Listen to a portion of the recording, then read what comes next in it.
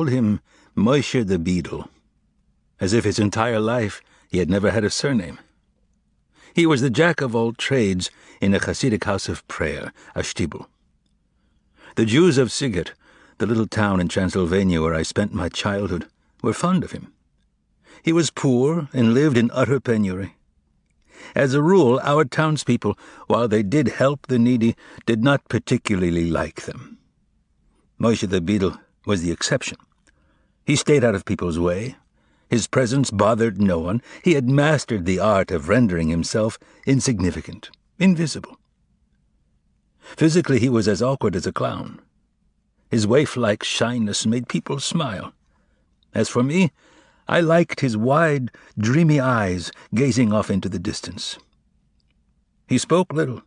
He sang, or rather, he chanted, and the few snatches I caught here and there spoke of divine suffering, of the Shekhinah in exile, where, according to Kabbalah, it awaits its redemption linked to that of man.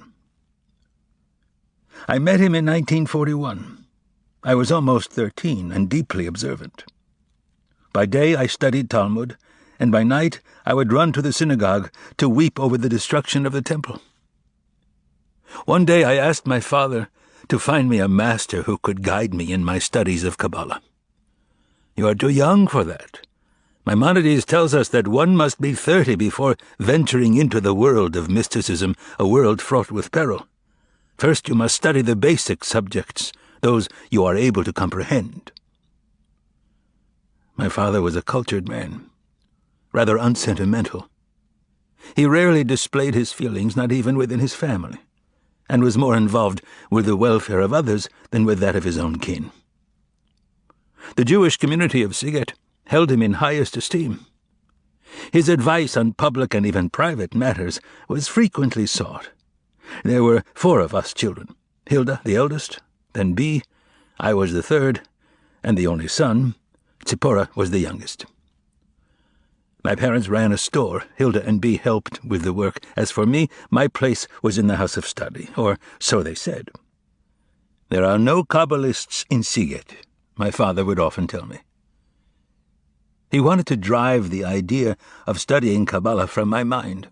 In vain. I succeeded on my own in finding a master for myself in the person of Moshe the Beadle. He had watched me one day as I prayed at dusk. "Why do you cry when you pray?" he asked, as though he knew me well. "I don't know," I answered, troubled. I had never asked myself that question. I cried because something inside me felt the need to cry. That was all I knew. "Why do you pray?" he asked after a moment. Why did I pray? Strange question. Why did I live? Why did I breathe? "I don't know," I told him, even more troubled and ill at ease. "I don't know." From that day on, I saw him often. He explained to me with great emphasis that every question possessed a power that was lost in the answer. Man comes closer to God through the questions he asks him, he liked to say. Therein lies true dialogue. Man asks and God replies. But we don't understand his replies. We cannot understand them, because they dwell in the depths of our souls and remain there until we die. The real answers, Eliezer, you will find only within yourself. "And why do you pray, Moshe?" I asked him. "I pray to the God within me for the strength to ask him the real questions."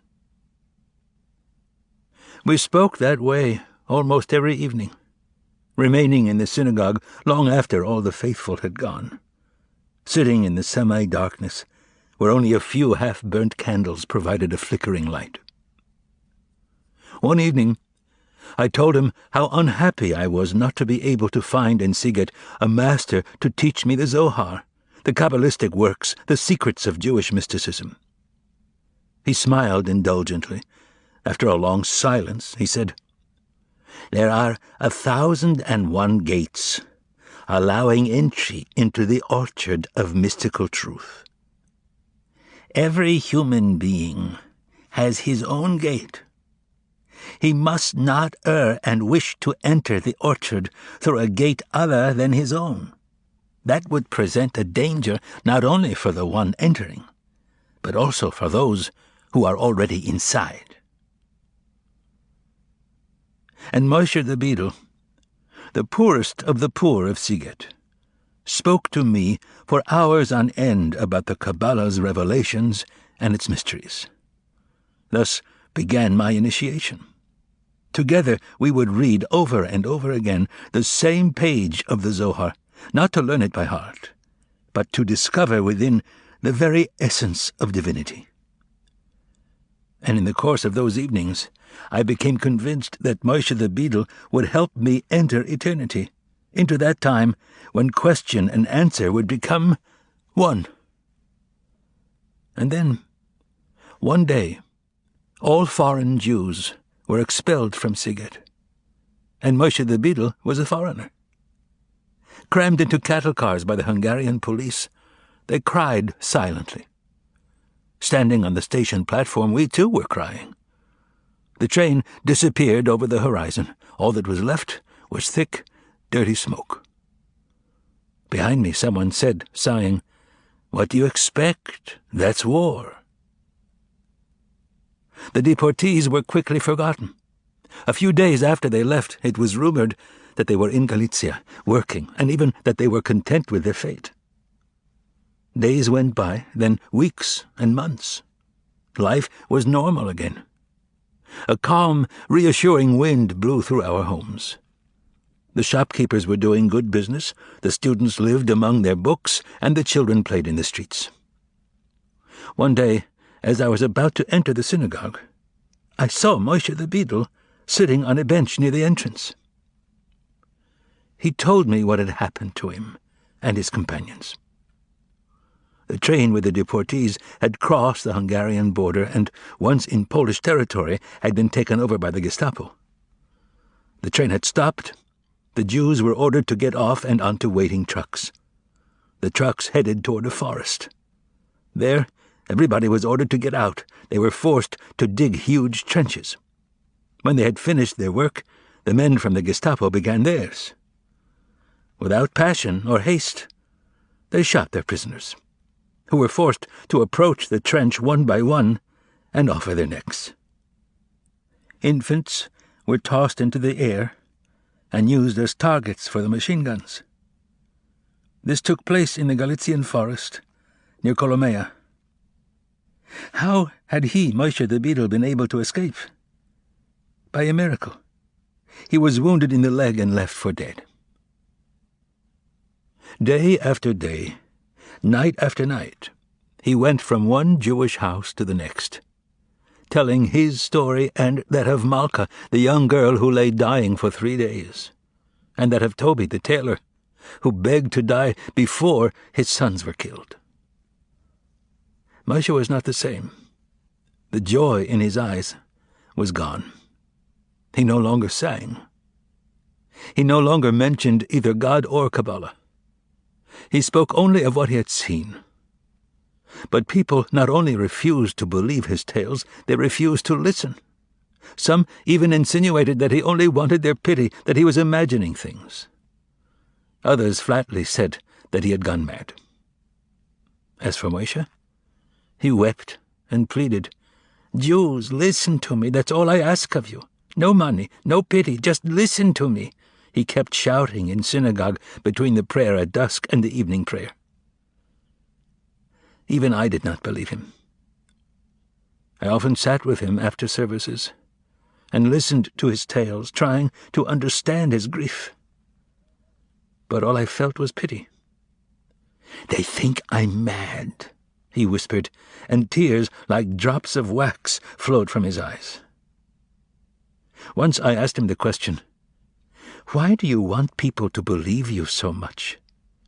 In your place, I would not care whether they believed me or not." He closed his eyes as if to escape time. "You don't understand," he said in despair. "You cannot understand. I was saved miraculously. I succeeded in coming back. Where did I get my strength? I wanted to return to Sighet to describe to you my death, so that you might ready yourselves while there is still time. Life? I no longer care to live. I am alone. But I wanted to come back to warn you. Only no one is listening to me." This was toward the end of 1942. Thereafter, life seemed normal once again. London radio, which we listened to every evening, announced encouraging news: the daily bombings of Germany and Stalingrad, the preparation of the Second Front.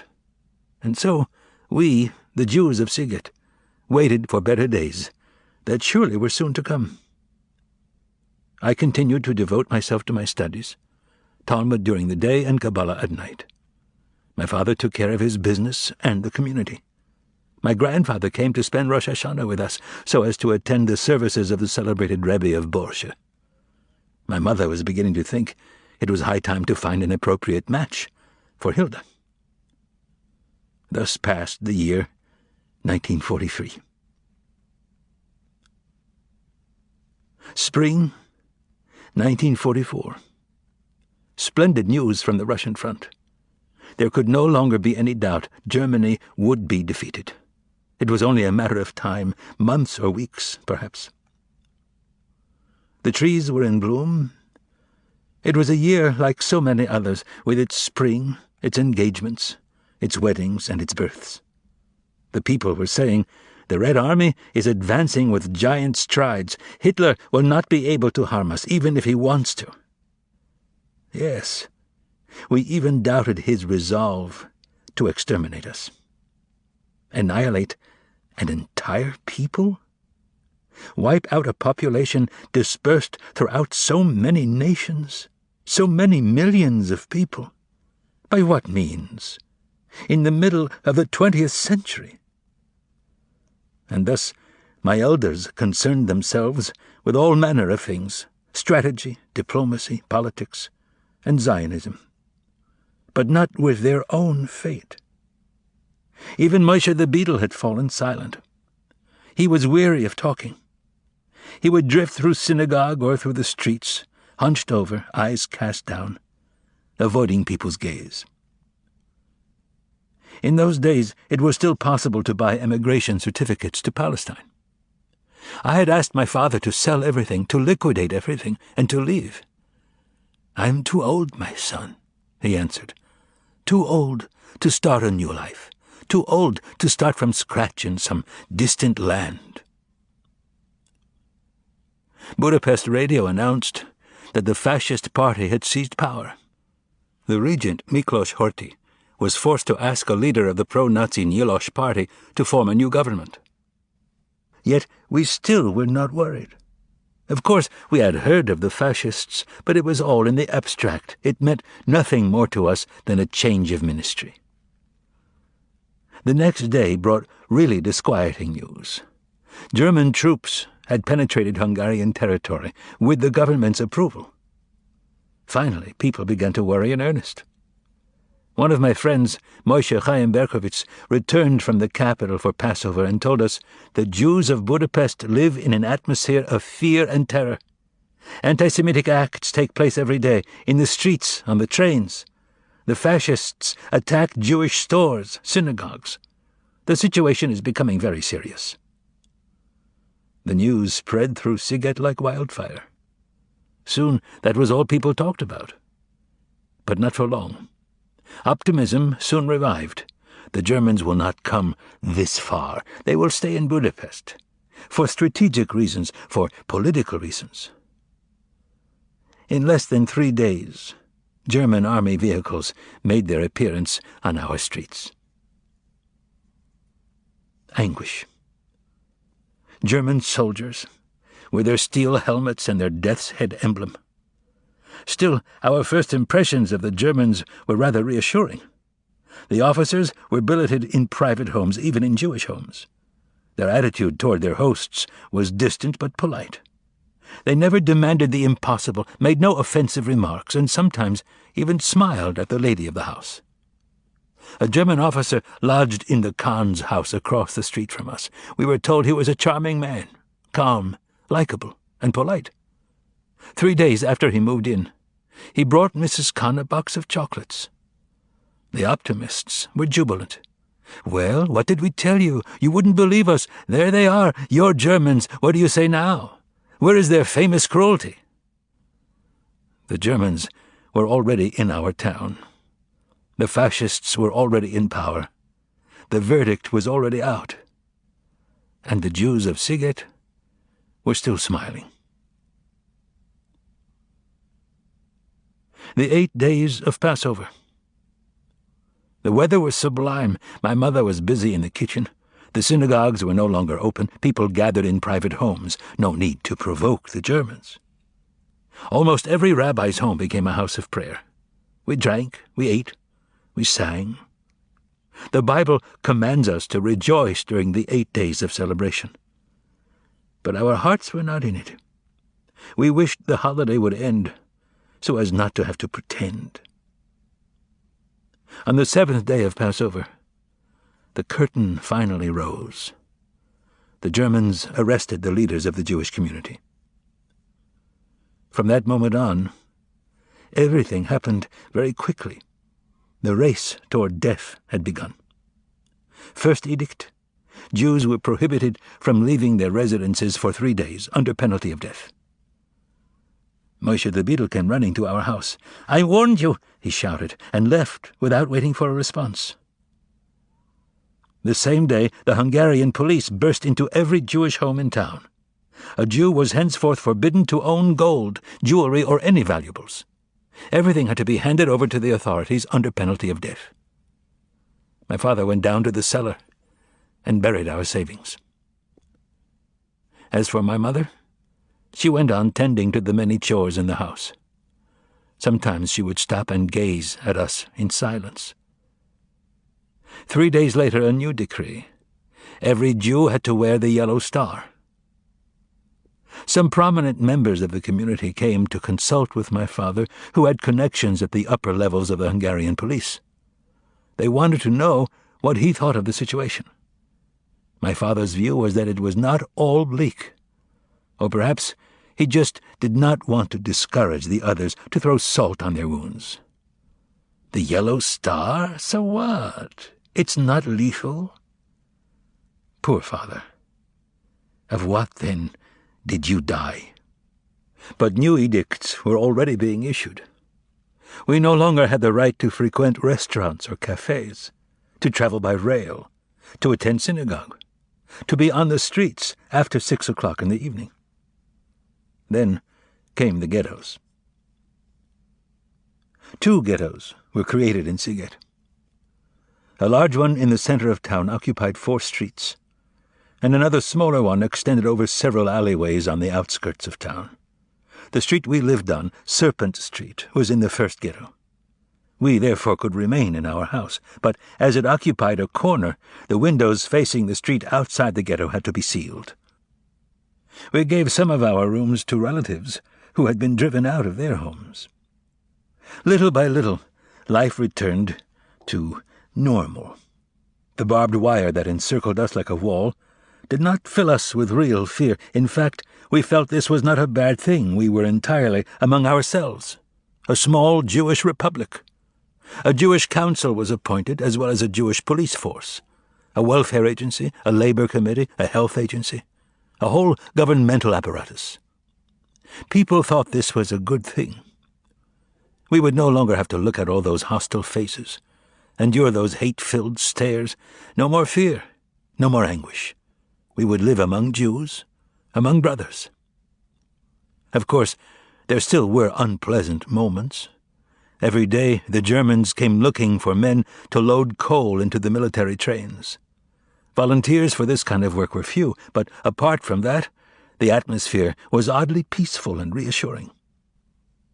Most people thought that we would remain in the ghetto until the end of the war, until the arrival of the Red Army. Afterward, everything would be as before. The ghetto was ruled by neither German nor Jew. It was ruled by delusion. Some 2 weeks before Shavuot, a sunny spring day, people strolled seemingly carefree through the crowded streets. They exchanged cheerful greetings. Children played games, rolling hazelnuts on the sidewalks. Some schoolmates and I were in Ezra Malik's garden studying a Talmudic treatise. Night fell. Some 20 people had gathered in our courtyard. My father was sharing some anecdotes and holding forth on his opinion of the situation. He was a good storyteller. Suddenly, the gate opened, and Stern, a former shopkeeper who now was a policeman, entered and took my father aside. Despite the growing darkness, I could see my father turn pale. "What's wrong?" we asked. "I don't know. I have been summoned to a special meeting of the council. Something must have happened." The story he had interrupted would remain unfinished. "I'm going right now," he said. "I'll return as soon as possible. I'll tell you everything. Wait for me." We were ready to wait as long as necessary. The courtyard turned into something like an antechamber to an operating room. We stood, waiting for the door to open. Neighbors, hearing the rumors, had joined us. We stared at our watches. Time had slowed down. What was the meaning of such a long session? "I have a bad feeling," said my mother. "This afternoon, I saw new faces in the ghetto. 2 German officers. I believe they were Gestapo. Since we've been here, we have not seen a single officer." It was close to midnight. Nobody felt like going to sleep, though some people briefly went to check on their homes. Others left, but asked to be called as soon as my father returned. At last, the door opened and he appeared. His face was drained of color. He was quickly surrounded. Tell us what's happening. Say something." At that moment, we were so anxious to hear something encouraging, a few words telling us that there was nothing to worry about, that the meeting had been routine, just a review of welfare and health problems. But one glance at my father's face left no doubt. "The news is terrible," he said at last. And then one word: transports. The ghetto was to be liquidated entirely. Departures were to take place street by street starting the next day. We wanted to know everything, every detail. We were stunned, yet we wanted to fully absorb the bitter news. Where would they take us? That was a secret. A secret for all except one, the president of the Jewish Council. But he would not tell, or could not tell. The Gestapo had threatened to shoot him if he talked. "There are rumors," my father said, his voice breaking, "that we are being taken somewhere in Hungary to work in the brick factories. It seems that here we are too close to the front." After a moment's silence, he added, "Each of us will be allowed to bring his personal belongings, a backpack, some food, a few items of clothing, nothing else." Again, heavy silence. "Go and wake the neighbors," said my father. "They must get ready." The shadows around me roused themselves as if from a deep sleep, and left silently in every direction. For a moment, we remained alone. Suddenly, Batya Reich, a relative who lived with us, entered the room. "Someone is knocking at the sealed window, the one that faces outside." It was only after the war that I found out who had knocked that night. It was an inspector of the Hungarian police, a friend of my father's. Before we entered the ghetto, he had told us, "Don't worry, I'll warn you if there is danger." Had he been able to speak to us that night, we might still have been able to flee. But by the time we succeeded in opening the window, it was too late. There was nobody outside. The ghetto was awake. One after the other, the lights were going on behind the windows. I went into the house of one of my father's friends. I woke the head of the household, a man with a gray beard and the gaze of a dreamer. His back was hunched over from untold nights spent studying. "Get up, sir, get up! You must ready yourself for the journey. Tomorrow you will be expelled, you and your family, you and all the other Jews." "Where to? Please don't ask me, sir. Don't ask questions. God alone could answer you. For heaven's sake, get up!" He had no idea what I was talking about. He probably thought I had lost my mind. "What are you saying? Get ready for the journey? What journey? Why? What is happening? Have you gone mad?" Half asleep, he was staring at me, his eyes filled with terror, as though he expected me to burst out laughing and tell him to go back to bed, to sleep, to dream, that nothing had happened. It was all in jest. My throat was dry, and the words were choking me, paralyzing my lips. There was nothing else to say. At last he understood. He got out of bed and began to dress automatically. Then he went over to the bed where his wife lay sleeping, and with infinite tenderness touched her forehead. She opened her eyes, and it seemed to me that a smile crossed her lips. Then he went to wake his 2 children. They woke with a start, torn from their dreams. I fled. Time went by quickly. It was already 4 o'clock in the morning. My father was running right and left, exhausted, consoling friends, checking with the Jewish council just in case the order had been rescinded. To the last moment, people clung to hope. The women were boiling eggs, roasting meat, preparing cakes, sewing backpacks. The children were wandering about aimlessly, not knowing what to do with themselves to stay out of the way of the grown-ups. Our backyard looked like a marketplace. Valuable objects, precious rugs, silver candlesticks, Bibles and other ritual objects were strewn over the dusty grounds, pitiful relics that seemed never to have had a home. All this under a magnificent blue sky. By 8 o'clock in the morning, weariness had settled into our veins, our limbs, our brains like molten lead. I was in the midst of prayer when suddenly there was shouting in the streets. I quickly unwound my phylacteries and ran to the window. Hungarian police had entered the ghetto and were yelling in the street nearby, "All Jews outside, hurry!" They were followed by Jewish police who, their voices breaking, told us, "The time has come. You must leave all this." The Hungarian police used their rifle butts, their clubs, to indiscriminately strike old men and women, children and cripples. One by one, the houses emptied, and the streets filled with people carrying bundles. By 10 o'clock, everyone was outside. The police were taking roll calls, once, twice, 20 times. The heat was oppressive. Sweat streamed from people's faces and bodies. Children were crying for water. Water. There was water close by inside the houses, the backyards, but it was forbidden to break rank. "Water, mother, I'm thirsty." Some of the Jewish police surreptitiously went to fill a few jugs. My sisters and I were still allowed to move about, as we were destined for the last convoy, and so we helped as best we could. At last, at 1 o'clock in the afternoon, came the signal to leave. There was joy. Yes, joy. People must have thought there could be no greater torment in God's hell than that of being stranded here on the sidewalk among the bundles in the middle of the street under a blazing sun. Anything seemed preferable to that. They began to walk without another glance at the abandoned streets, the dead, empty houses, the gardens, the tombstones. On everyone's back there was a sack. In everyone's eyes, tears and distress. Slowly, heavily, the procession advanced toward the gate of the ghetto. And there I was, on the sidewalk, watching them file past, unable to move. Here came the chief rabbi, hunched over, his face strange-looking without a beard, a bundle on his back. His very presence in the procession was enough to make the scene seem surreal. It was like a page torn from a book, a historical novel, perhaps, dealing with the captivity in Babylon or the Spanish Inquisition.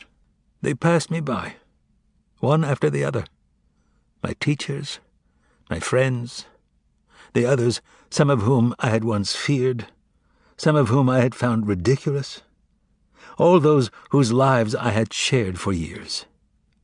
There they went, defeated, their bundles, their lives in tow, having left behind their homes, their childhood. They passed me by like beaten dogs, with never a glance in my direction. They must have envied me. The procession disappeared around the corner. A few steps more, and they were beyond the ghetto walls. The street resembled fairgrounds deserted in haste. There was a little of everything: suitcases, briefcases, bags, knives, dishes, banknotes, papers, faded portraits. All the things one planned to take along and finally left behind. They had ceased to matter. Open rooms everywhere. Gaping doors and windows looked out into the void. It all belonged to everyone, since it no longer belonged to anyone. It was there for the taking, an open tomb. A summer sun.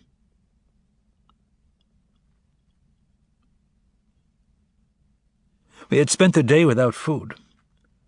But we were not really hungry. We were exhausted. My father had accompanied the deportees as far as the ghetto's gate. They first had been herded through the main synagogue, where they were thoroughly searched to make sure they were not carrying away gold, silver, or any other valuables. There had been incidents of hysteria and harsh blows. "When will the hour turn?" I asked my father.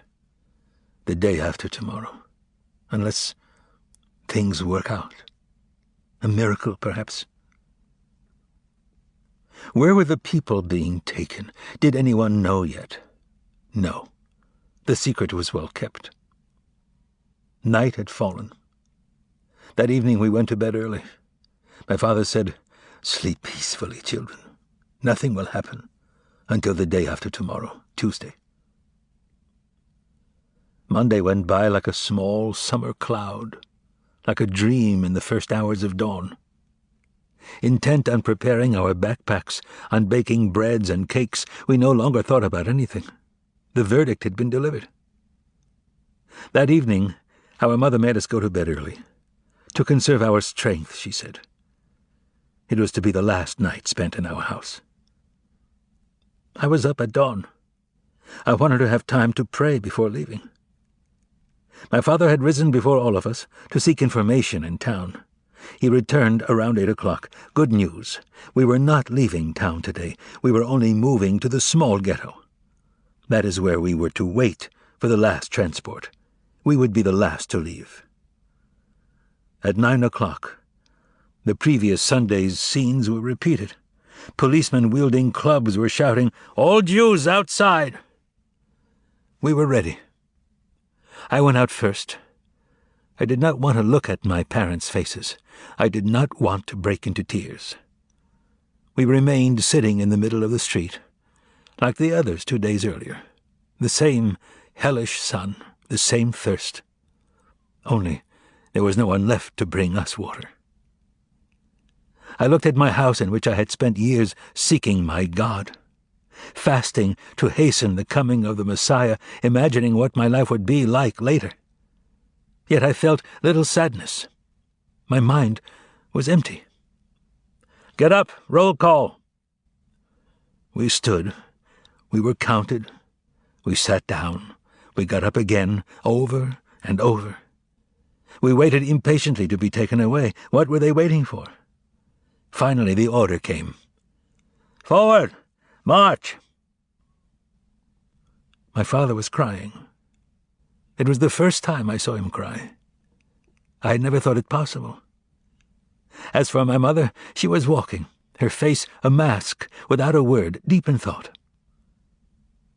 I looked at my little sister, Tzipora, her blonde hair neatly combed, her red coat over her arm, a little girl of 7. On her back, a bag too heavy for her. She was clenching her teeth.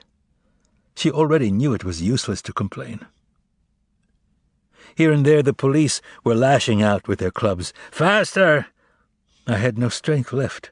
The journey had just begun, and I already felt so weak. "Faster! Faster! Move, you lazy good-for-nothings!" the Hungarian police were screaming. That was when I began to hate them. And my hatred remains our only link today. They were our first oppressors. They were the first faces of hell and death. They ordered us to run. We began to run. Who would have thought that we were so strong? From behind their windows, from behind their shutters, our fellow citizens watched as we passed. We finally arrived at our destination. Throwing down our bundles, we dropped to the ground. Oh God, Master of the universe, in your infinite compassion, have mercy on us.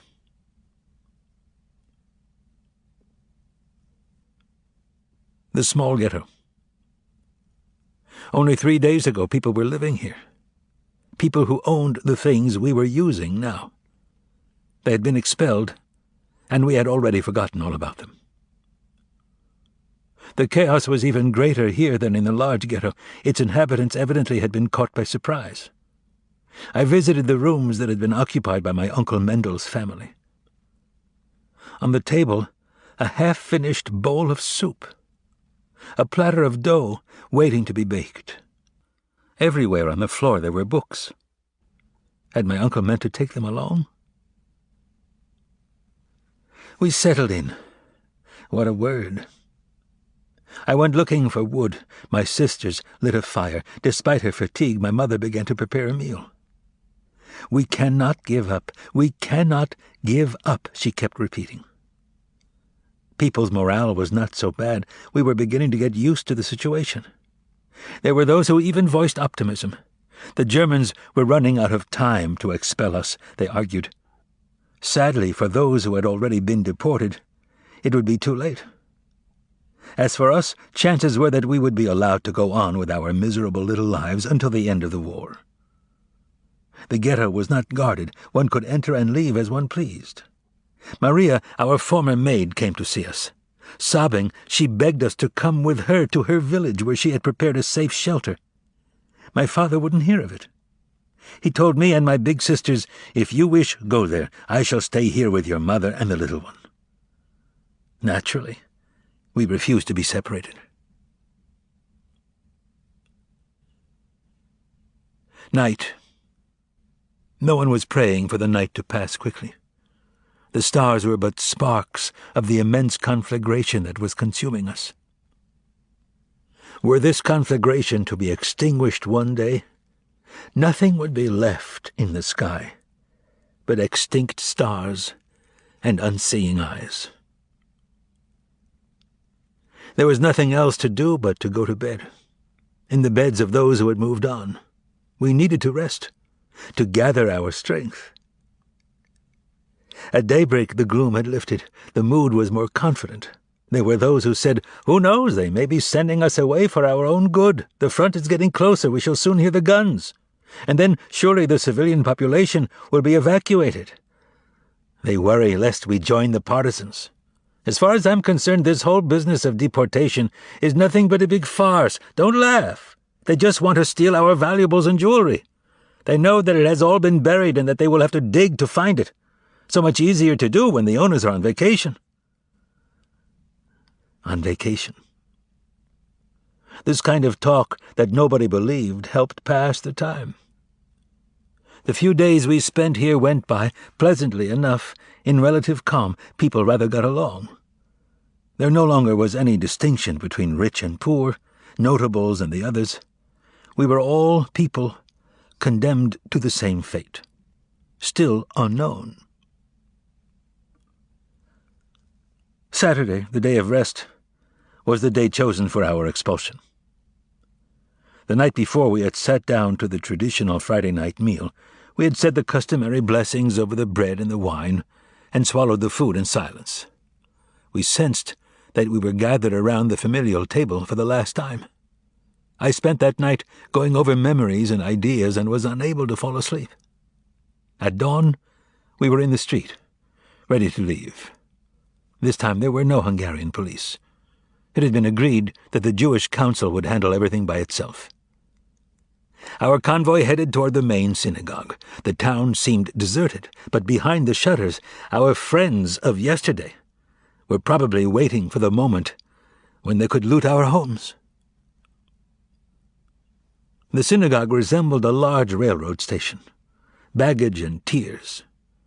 The altar was shattered, the wall coverings shredded, the walls themselves bare.